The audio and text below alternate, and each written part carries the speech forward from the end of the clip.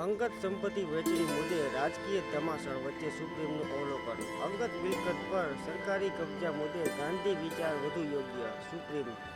સૌરાષ્ટ્રમાં ભાજપે 2 અને કોંગ્રેસે 4 લેવા પટેલને ટિકિટો આપી. ખોડલધામ તરફથી આશીર્વાદ મળવા કોંગ્રેસને આશા.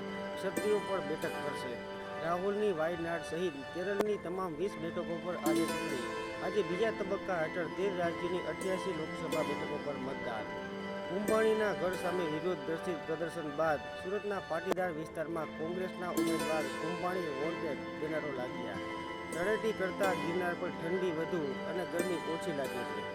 અમેરિકામાં જીડીપીનો ગ્રોથ ગબડી 2 વર્ષના તળિયે ઉતરતા સોનાના ભાવમાં વધઘટ.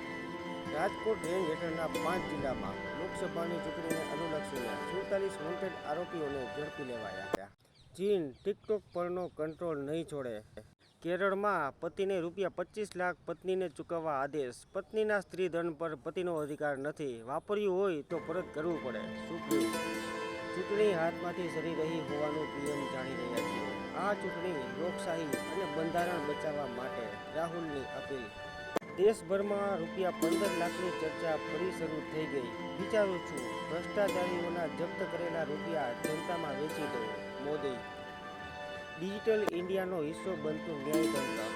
સુપ્રીમ પણ ડિજિટલ બની કેસની વિગત વોટ્સઅપ પર આપશે. દક્ષિણ ગુજરાતના ક્ષત્રિય આગેવાનો પ્રદેશ પ્રમુખને મળ્યા. ક્ષત્રિયોનો રોષ રૂપાલા સામે છે. આંદોલન વડાપ્રધાન સામે નથી. લોકસભાની ચૂંટણી સંદર્ભે સભા રેલી માટે ચૂંટણી પંચે 224 અરજી મંજૂર કરી.